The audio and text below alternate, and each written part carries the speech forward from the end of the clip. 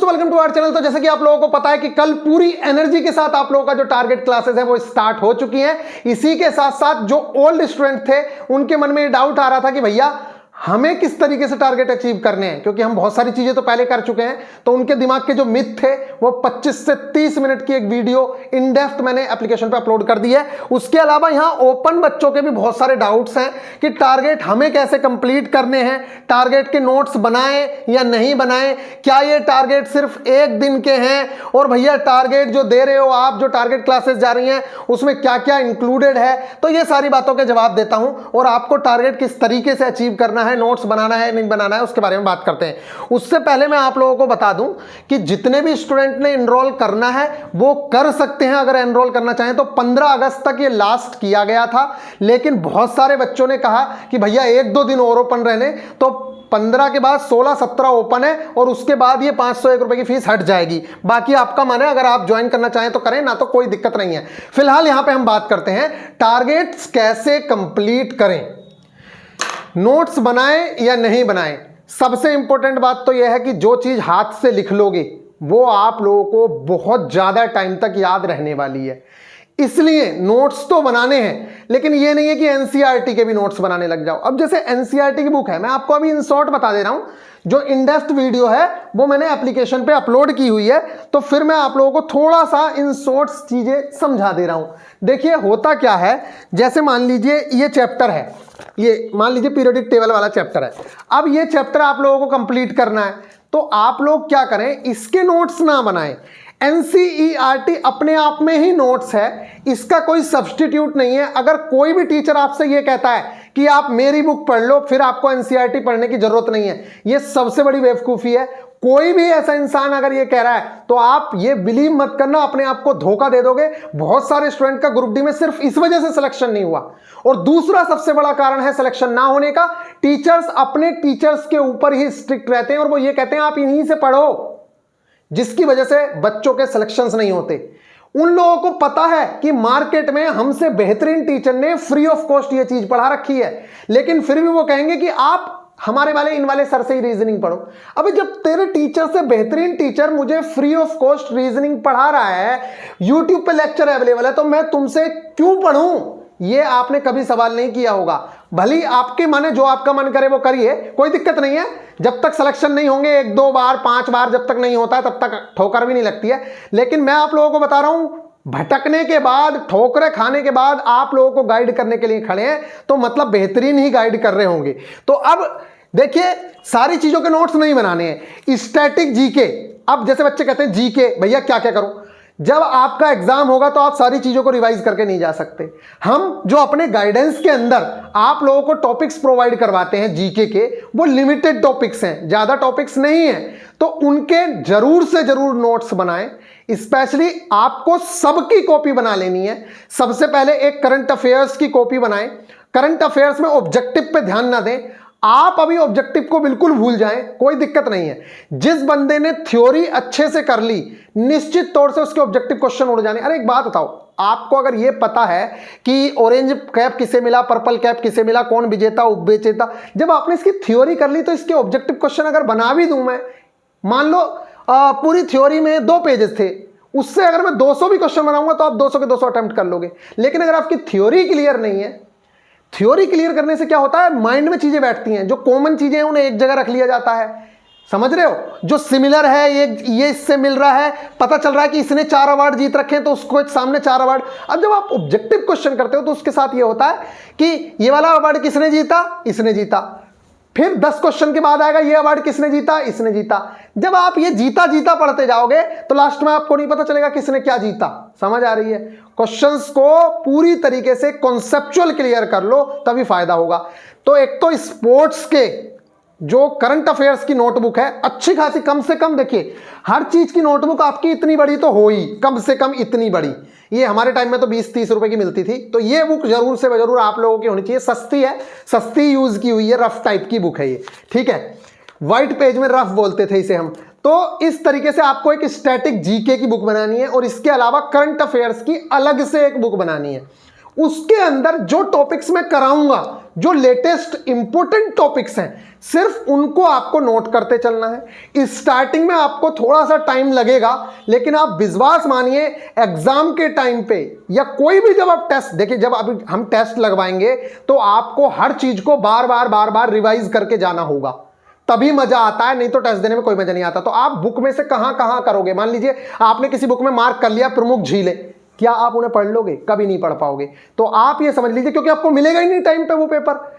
जबकि अगर आपकी नोटबुक पड़ी हुई होगी तो आपको पता होगा कि यार अभी 2 टारगेट कंप्लीट हुए हैं, तो ये 4 पेजेस भरे हैं मेरे, तो जब मैं टेस्ट देने जाऊंगा तो इन 4 पेजेस को पढ़ के जाऊंगा, क्योंकि उस टेस्ट में ये वाली चीजें आएंगी। और हम टेस्ट भी ऐसे ही बनवाएंगे, पहले दिन में पहले वाले की चीजें, फिर 4-5 क्वेश्चन दूसरे वाले दिन जब आएगा तो पहले वाले के भी कुछ टॉपिक्स उठाएंगे, तीसरे वाले दिन में पीछे के टारगेट के कहीं का भी टॉपिक उठाएंगे, जिससे कि हम आपको परख सकें कि क्या आपकी पुरानी तैयारी भी चल रही है। वैसे पूरा पैटर्न मैंने बना रखा है जिससे चीजें भूलोगे नहीं।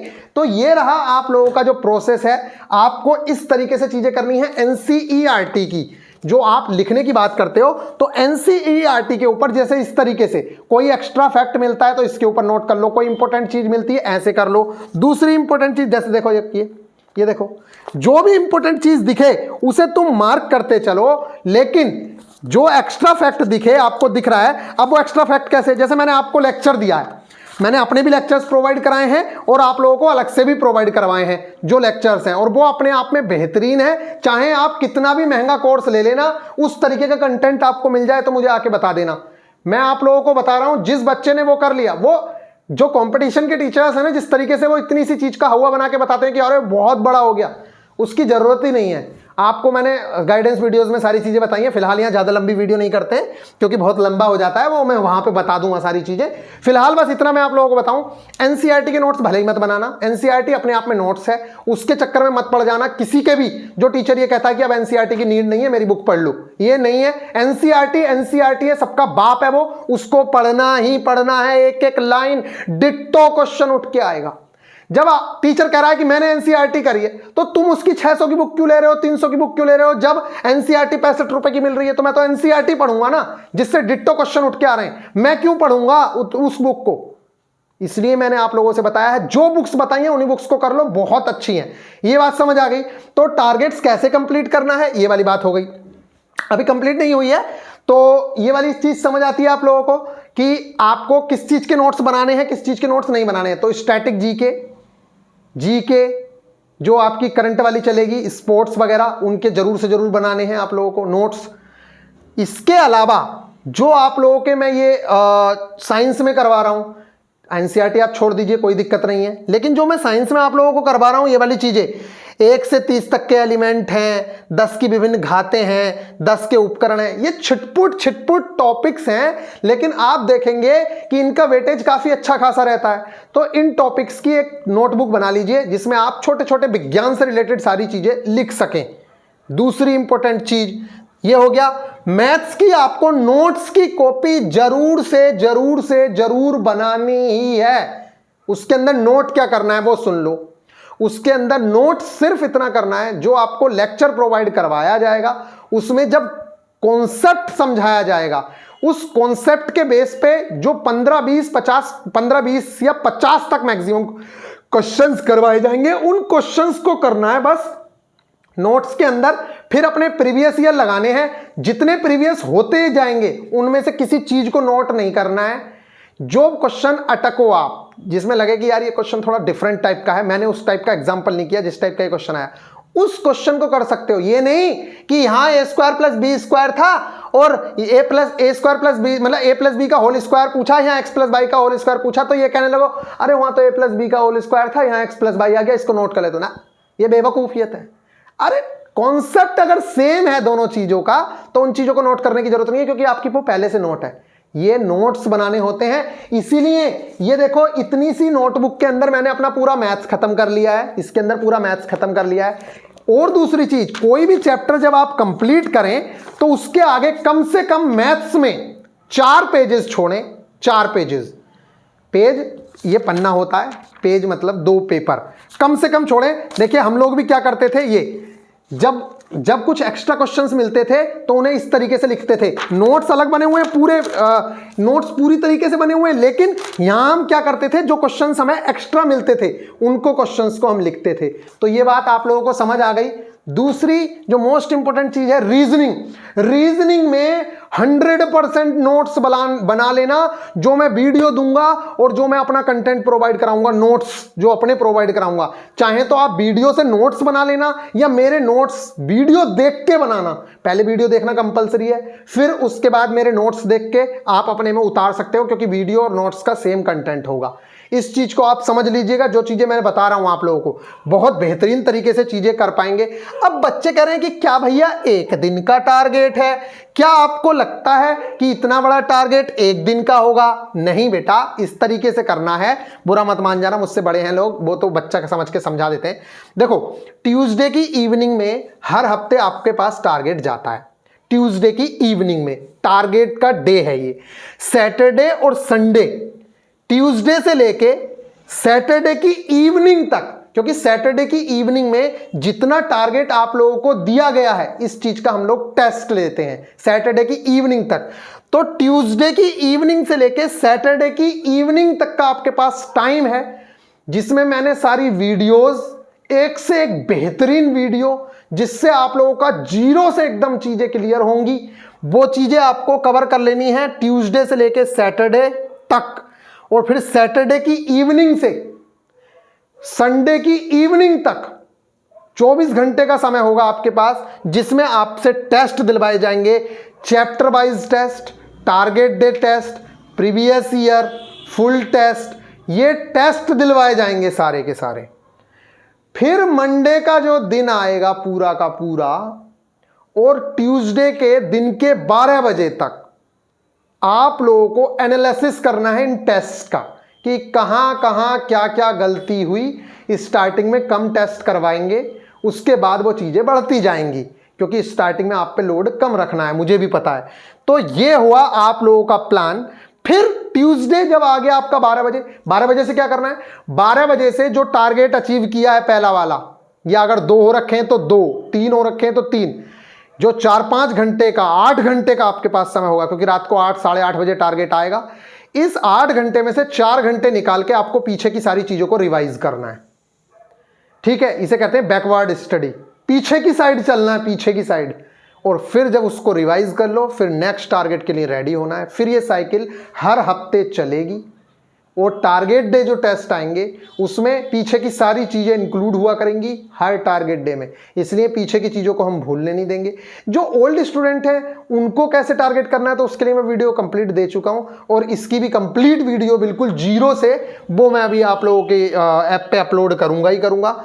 तो एक दिन का टारगेट नहीं है। नोट्स बनाने या नहीं बनाने, इसका मैं आंसर दे चुका हूं। नोट्स बनाना कंपलसरी है। स्टार्टिंग में प्रॉब्लम होगी, लेकिन बाद में अपने नोट्स से रिवीजन करना आहा मजा आ जाता है। मतलब अगर एग्जाम से एक हफ्ते पहले आप मुझसे कह दो ना कि भैया आपको तैयारी करनी है, एक हफ्ते में कॉन्फिडेंस आ जाएगा। मतलब ये समझ लो आप, भले कितनी भी तैयारी छूटी हुई है, क्योंकि अपने नोट्स उठाओ, पढ़ना शुरू करो, क्योंकि एक ही तो बुक है। अरे इस बुक को पढ़ना है, इस बुक को पढ़ना है, बताओ कितना टाइम लग जाएगा इसको पढ़ने में?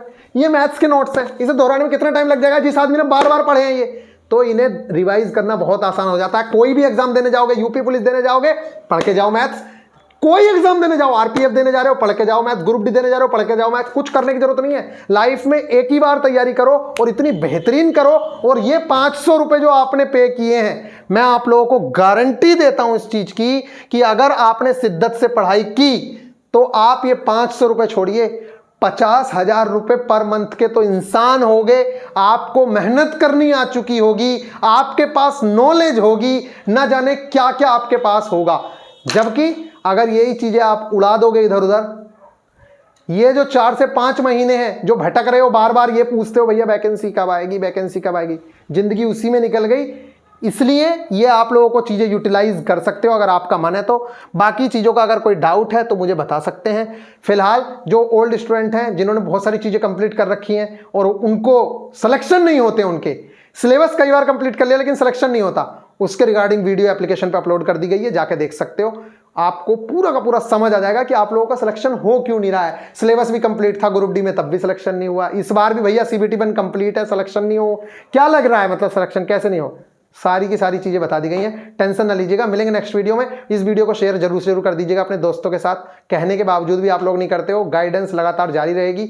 हमारी कॉपी करने वाले लोग, ये टारगेट्स तक भी आप लोगों को पता है क्या चीजें चल रही हैं। बाकी आपका मन है जैसा करें वैसे, लेकिन मैं कह रहा हूं 4 से 5 मंथ आप दिल लगा के तैयारी कर लो। बहुत ही बेहतरीन अपॉर्चुनिटी है। 50 से 60 हजार रुपए के इंसान हो जाओगे और बहुत आसानी से फैसला आपका, टाइम वेस्ट कर लो या फिर पढ़ लो, जो मन है वो आप करिए। सीबीटी 1 और सीबीटी 2 दोनों की तैयारी हो जाएगी, क्योंकि सीबीटी 1 और सीबीटी 2 दोनों में बहुत सारी चीजें कॉमन है, इसलिए ज्यादा घबराने की जरूरत है नहीं।